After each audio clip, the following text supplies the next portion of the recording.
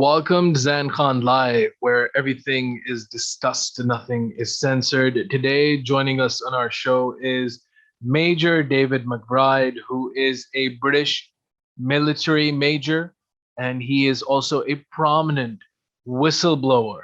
Welcome to our show, Major David. This is Zain Khan. It is such a pleasure having you on Zain Live.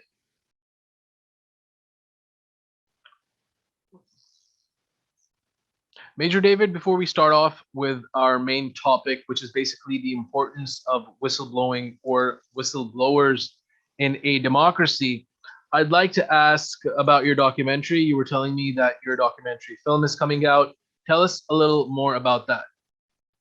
Well, we made our own little documentary. One of the problems with being a whistleblower is you don't necessarily get popular media support. So we took matters into our own hands and we made our own little documentary with money that we raised. And it's been very successful. We've been taking it to smaller and sometimes bigger movie theatres and getting an audience in. And afterwards we do a question and answer session with other whistleblowers. And it's been really good grassroots power. But that's why I like speaking to you and people in other countries, because it's very important for us to speak to people around the world. At the opening of the documentary that we had in Sydney, we had about 30 young Afghan Australians there, and they loved it. They were very grateful that he was someone from the West, someone that had been in a Western military, who was honest about the mistakes we've made, honest about the lies that we tell. And that's great. That's the audience. I want to speak to people in Pakistan, in Afghanistan, in all of the global South, and to be honest about the fact that there are people in the Western militaries who can see what we're doing wrong. Tell us a little more about the movie, its title, the topic it revolves around. It's called David McBride, Declassified. And so it's a bit more about behind the scenes, the young filmmaker who didn't know that much about my case when he started. He comes to me in the morning and he films a day in the life, and I tell him about the case. I tell him about what goes on. He meets my friends. He meets my personal trainer, and he has interaction with my mother. I tell him how I found out about what went wrong. I tell him about my experiences to how I went to Afghanistan and Pakistan, for that matter, in the early 2000s, and how I knew that a lot of the propaganda that we spoke about the Afghan war was wrong, because I had been to the area and I knew a little bit more about what was actually going on over there. And so I was very concerned about some of the things I saw. And I talk about the idea of how I'm afraid in the Western democracies are worse than anybody at this, but we put out false information to our own public in order to win elections generally. And often that information has no bearing on what's actually going on the ground. We make heroes out of people who don't deserve to be heroes. And we sometimes make villains out of people who are not actually villains. But everything becomes a great big commercial for the sort of political parties, and everything is shaped in as if it was as if it was some sort of Hollywood ad for selling soap powder, and quite often the facts are wrong. And I find that very disconcerting. I went to a military school. I went to Oxford University. I went to Sandhurst Military Academy, and we were brought up on the tradition that you did the right thing, that you told the truth, and that the truth and the law were everything. And the idea that we were suddenly doing the opposite, and we were fighting not for the truth, not for the law, not even for the benefit of the Afghan people, but simply to put up a false message to the people of Australia, in my case, or the people of America, for the Americans, in order for the governments to win elections. And we painted a very rosy picture about what was going on, but actually that had little bearing on the truth. And that disgusted me. And the more that I tried to talk about the truth of what was going on, the more I was bullied and shut down by my own organisation. And that made me even more concerned that something major must be up, because they did not want anybody saying, "Are you sure? This does not look right." And as soon as you started to ask the questions, you became part of the enemy. They did not want people to question the narrative. And I want to make it my life's ambition to speak to the global south, to speak to the developing world, and to say, there are people in the West that get it. There are people in the West that are fighting for truth and justice. And we know that what the West has done in so many developing worlds is wrong. So much of the information we put out, making ourselves look good and making our so-called enemies look bad, is wrong. And I want to put a stop to that. I want to start us knowing the truth, knowing the difference between what we are actually doing in countries, what we are actually, why we have agreements with some countries and why we fight other countries, whether it's economic, and whether what we say is what we're doing there is any relation to the truth of what we're actually doing there.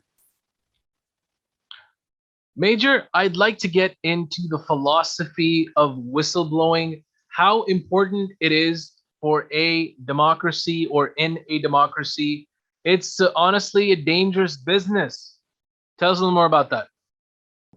It's vital. It's absolutely vital. And it's funny enough, whistleblowers are often rubbish, they're put in jail, but the reality is they are the people that care most about the job. They are the people that care most about the law. They are the people that care about what we are meant to stand for. I mean, when I went to Sandhurst Military College, we were taught to do the right thing under any circumstances. And whistleblowers are that type of person. They don't get anything out of it. They're not doing it for self-promotion. They're usually, I've now managed to become friends with quite a few different whistleblowers. Some of them work in the banking industry. Some of them work in the anti-money laundering. And they're all the same. They're all people that took their job seriously. And we didn't get the memo that says, oh, you're not really meant to do your job. You're not really meant to follow the law. You're just meant to keep quiet. It is essential. It's interesting you say democracy. Our democracies are being eroded because we crush whistleblowers. And I don't know that we really live in a real democracy anymore, in that politicians win elections by information, and they've worked out that they win elections on perception, and they shift the perception away from reality. For example, in the Afghan war, the people in Australia had no idea that it wasn't going well. We managed to doctor the message and always put out good news messages. At the same time, Australian troops were murdering Afghans. A lot of our allies over there were just taking the money. And it wasn't until the fall of Kabul on the 15th of August 2021, people finally saw that the regime that we supported did not have control over the country, yet nobody knew that. And that's one of the problems with democracy in the West. The media has been sort of harnessed and muzzled, and you can put out false messages who can fool a lot of the people for a lot of the time. Now, whistleblowers stop that happening. Whistleblowers are very essential. But as you say, and we do even have laws to protect them, and even the laws to protect whistleblowers are often more of a charade, and they don't really protect us. I still might be going to jail, even though I followed the law, and I followed, before I didn't go straight to the press, I made internal complaints, quite a few. And I made them very diplomatically because I was a lawyer, and I tried to say, look, we don't seem to be following our own procedures. And is there a reason for doing that? I was trying to be as diplomatic as I could, but people didn't, in the higher up the chain of command, they don't really want people asking questions. And I was, for about 2 years, I was asking questions, and I just kept told, get back to work, do your day job, don't ask questions about the larger things. Eventually, I was given psychological reviews, as if the fact that I was asking questions must have meant that I was crazy.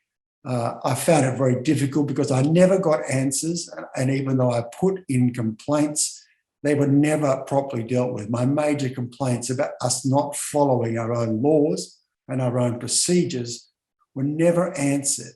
And it was only in desperation that I went to the media. And now I'm facing trial. But this is one of the things I've got as an advantage. I'm absolutely certain that I'm in the right. And if I have to go to jail to prove that the Western democracies have lost their way, especially in the way they wage war on the rest of the world, I'm very proud to do so. And every time I get a message of support, especially from around the world, especially from the Southeast Asia or South Asia, I'm so proud because I believe I've stood up for the very principles I was trained to stand up for from a small boy. You just spoke about going to jail. Why would it be even a possibility after whistleblowing?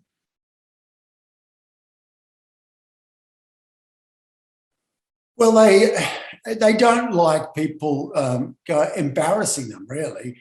But I have been charged. First, I was charged with a relatively minor offence, theft of government property, which wasn't even related to national security. It would have been theft of the pieces of paper I gave to the reporters. But because I wouldn't plead guilty to that, because I believed I was justified in doing it, I believed that I had to go to the reporters, the more charges were put on me, which were much more serious. And they are rather espionage charges, which involve a lifetime in prison. I'm prepared to still fight them. I don't think it's an espionage charge. I didn't go and see any other country. I didn't give away any national secrets to China or any country that could be considered one of our natural enemies. I went to a very trusted member of the media. But yes, it still is an espionage charge. I think they're trying to make an example of me. And so the prospect of a serious prison sentence is certainly possible, but it won't make me take a backward step. I mean, if they could threaten to execute me if they wanted to. I know what I did was right. I know that we murdered a lot of people in Afghanistan. That's been proven to be fact from another inquiry that came after me. I know that we sometimes made heroes of people who were involved in murders, and that is wrong. And I also know on the other flip side of the coin, when the political winds had changed and they were looking for scapegoats, we were quite happy. Our politicians were so sinister, we were quite happy to sacrifice some people who'd actually done their jobs quite well to satisfy the media cycle, which was wrong as well. You don't sacrifice soldiers just because you need scapegoats, and you don't make heroes of people who may be involved in murders. As I said, it's indicative of a larger problem in Australia, where because we're a democracy based on popular media, everything becomes a popular media story. The politicians and the senior generals don't care about what's the truth, but if someone's good looking and someone does a good press conference, they can be a hero. If someone has made some small mistake or is not particularly likable, they can be a villain. The true facts don't matter. Everything is about popular image, and I say that's wrong. I believe that it's on a larger scale. Bad as some of the soldiers were, the biggest problem is not a few bad soldiers. The biggest problem is that we go to war, sometimes just to win elections, because unfortunately in a democracy, going to war in foreign countries against unlikable sort of enemies like the Taliban can win votes. It does win votes. George W. Bush was returned with an increased majority after the Iraq War. Barack Obama certainly started a lot of new wars and dropped a lot of bombs, and his popularity was always very high.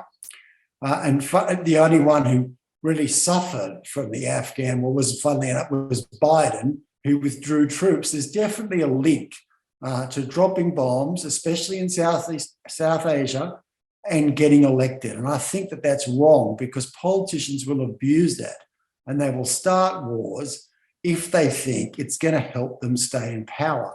And there's no strong media element now who can point out the fact that we said, one of the popular things that they say in Australia is, or the politicians do, oh, we went to war in Afghanistan to help women and girls and women's rights in Afghanistan. We did not go to war for that. We didn't. We went to war for revenge and geopolitical structures like getting bases in Afghanistan, all sorts of reasons. But women's rights was not one of the reasons. But they say that in order to win the hearts and minds of voters. And I think that's wrong. Politicians should not be able to just make up marketing reasons in order to justify actions which are based on very hard-headed, cynical results for their own personal benefit. I was going through your works, and one of your most important projects is the Afghan Files. Tell us a little more about that. The Afghan Files was when I couldn't get any journalist to take the documents. Well, they would read them, but because it was a very big story, journalists were worried about publishing. They knew it would be a big deal. But the Australian Broadcasting Corporation eventually published something in 2017 called the Afghan Files. It was a big story at the time because until that point, no one had made any serious claims that the war was not going as we claimed, that soldiers were frequently killing civilians, that we weren't even investigating. That was one of the big problems, was we weren't even investigating things that would look like murders. So it was the beginning of Australia actually starting to look at our role in the war. It published a lot of original documents online, documents that I had given the ABC. And so it was a very hard-hitting story in that regard. And from that, it began a bit of a deluge, because after the Afghan Files, they did an inquiry into war crimes and murders, a 4-year lengthy inquiry by a judge. And he found from the Brereton report, which followed the Afghan Files, and the Brereton report said there are credible claims of 39 different murders, mainly in 2012 and 2011. And it was very detailed, the Brereton report, and it was clear that a lot of murders happened, a lot of murders were deliberately covered up, and a lot of murders were not even seriously investigated. And some of them have been carried out by some of our most famous soldiers who had a big media profile. So there were a lot of questions to answer after that. There also followed another story on the Australian Broadcasting Commission called The Killing Fields. We'd actually dug up a video footage, some of which was filmed on soldiers' personal GoPros in the field in Afghanistan, where Afghan civilians who are clearly doing nothing but minding their own business are executed by Australian soldiers in the field. So very damning. And people then began to realise that everything in Afghanistan was not what we said it was. Finally, there's been a defamation action by one of those very famous soldiers who sued one of the journalists who I saw before the Afghan Files, who wrote a very negative story claiming that this famous soldier was a war criminal and murdered people. The soldier sued that newspaper that ran the story. And as the evidence has come out, I think about 30 soldiers have given evidence in that. And it looks, that's become even more damning. The 30 experienced soldiers have said, yes, murders were routine. Yes, they were covered up. And it looks like the chain of command didn't even really investigate them if they were done by their favourite soldiers. A bit like, the top players in a sporting team, they had they had a get out of jail free card and they could make stuff up, and nobody took any allegations against them quite seriously. Now, that's the angle I'm pushing. I don't think it was just a couple of soldiers. If it was just a couple of soldiers behaving badly, we could fix the problem by putting them in jail. I think it's a far bigger problem than that, in that the generals knew what was going on, or at least they had the ability to look into it. They didn't, because they were more interested in good news stories. And that, I think, is the big problem. When we have got leadership, probably encouraged by politicians, to cover up crimes because they are worried about poor image. Now, that is a real problem, and that is a problem we need to fix before we get talked into any other wars, by the fact that nobody is really checking whether someone's a hero or someone's a murderer. We need to know, we need to check early, and we need to not be afraid to ask questions of our soldiers and check up what goes on the battlefield, or what they say goes on the battlefield is really true. It's the future I'm looking for, and I think the West has to really apologise to the people of Afghanistan and any other place where we've waged war, Iraq, Syria, Libya. We need to apologise. Mistakes have been made and bad things have been done on all sides, but we will not be able to fix the problem unless we acknowledge first the mistakes we've made. I know the Afghan people who heard about the murders, while they were very saddened, they were at least impressed that Australia was prepared to say, we acknowledge our faults. I think if we're going to move forward, in fact, I know if we're going to move forward with the West relations with the global South, the West has to be big enough to say, we made mistakes, we covered things up, we see that was wrong, we want to put things right, and we have to have some sort of honour, how hard as it will be, and to say to those in the global South, we own our mistakes, we will have some accountability for those mistakes, and we hope you can forgive us. That will be a great start. And I think that's one of the things I'm interested in doing. If I win my case, I'd like to be some sort of ambassador to Afghanistan, Pakistan, a special envoy, and it would be my plan would be to sort of create some sort of healing process by admitting the errors that we made and being honest about the facts that we weren't honest. And I think that that will have a huge healing effect.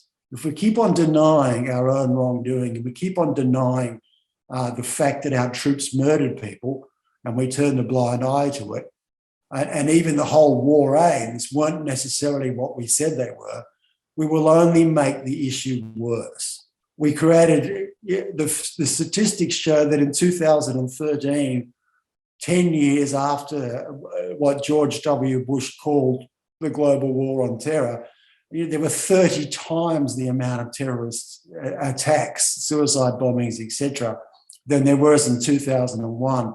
Now, that shows you we made the problem worse. We made the problem worse with our hubris, with our lies, with our violence, and now it's time to turn that back.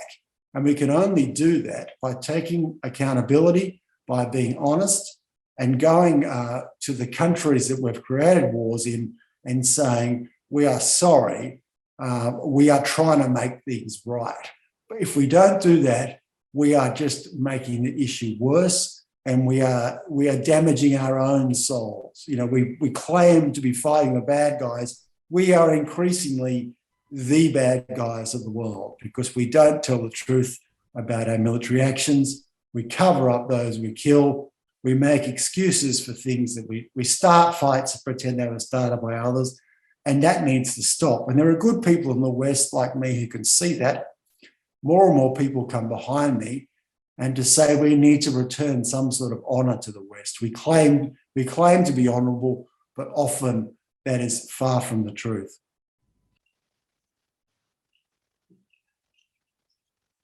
Major David, I want to get to the last question.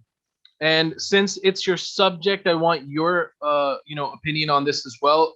According to your opinion, what is the solution to the Afghan conflict. And do you agree with Pakistan's former Prime Minister Imran Khan? He's pretty opinionated on the subject. He believes that there should be a peace dialogue between Pakistan and the Afghan Taliban regarding this Afghan conflict.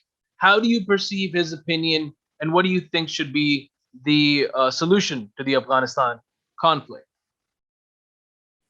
Imran Khan is totally right. In fact, I'm a big admirer of him, and he's one of the people I want to speak out to, because he said the Americans are trying to destabilize him. I agree that they are. He needs support. All independent leaders need support. He absolutely should speak to the Taliban, and we are setting ourselves up for another Afghan war by stealing their assets, which is what it is, and trying to starve them out. As I said, I would love to be a special envoy there. I met the Taliban in 2000. We were there making a documentary. I was a soldier doing security for a documentary team. And I knew, hardliners they were basically soldiers that had taken the country, but they came from the context of the warlords and the savagery that followed the Soviet withdrawal. Much of the problems in the country were created by American and Saudi money, giving weapons to anybody. And the Taliban were not beyond genuine efforts to talk to them and to get results. It's common sense. If you want a friend to change their behaviour, or anyone for that matter, you meet with them and you talk with them and you try to win them over by negotiation, rather than calling them an enemy, and rather than saying that you're going to fight them. Human nature is such that just makes people go the other way. If we wanted to get progress in Afghanistan in the 2000s, we should have come to the Taliban with water, which is what they desperately need, food, supplies, and we could have helped them. I was there before they blew up the Buddhas in Bamiyan, and they said to us, you don't care about our people. Our people are starving. They had a lot of famines in the late 90s. Our children are starving, and you're happy to let our children starve because you don't like our brand of Islam. But you're going to give us money to fix these monuments. And I could see their point. We need to meet them halfway. We need to show some sort of honour. There's a lot we need to apologise to the Taliban for. In the West, people will be up in arms that I say that, but that's the truth, because we destabilise them with propaganda from the beginning. Definitely the way to help the Afghan people and the way to help the world is to negotiate and to talk and to see what can be done. Imran Khan is absolutely right. And the Americans are so duplicitous anyway. They used to talk about, the Taliban this, the Taliban that. But in 2010, when the war was raging at its very worst, Hillary Clinton, the Secretary of State, was in negotiation with the Taliban. So the Americans want to have it both ways. They say, we hate the Taliban, this and that, and they're our sworn enemies, but they have secret behind-the-scenes negotiations. And also they can't say it's because of the strict interpretation of Islam, because the Americans are quite happy to be friends with Saudi Arabia. So there's a huge hypocrisy and there's a huge amount of window dressing. But Imran Khan is right, and I really admire him. We need to speak to them. We need at least to be able to see how we can help them. And then, only then, if it's impossible, if it really is impossible, we always have the military option in the back pocket. But the sensible thing would be to meet first, to be honest about our own mistakes. And I'm pretty sure they would meet us in the middle, and we'd get a much better result than going back for another 20-year war, because that didn't work. And it's time for some new strategies. Thank you so much, Major David McBride, for being on Zain Live. It was such a pleasure having you. Oh, thank you so much. It's an absolute honour for me. And I hope that I can speak to more of your audience again. This was Major David McBride. He is a British Army major and also a prominent whistleblower. We were discussing on the topic of the importance of whistleblowing in a democracy. Until the next episode of ZanCon Live, keep on watching ZanCon Live. This is ZanCon. Take care.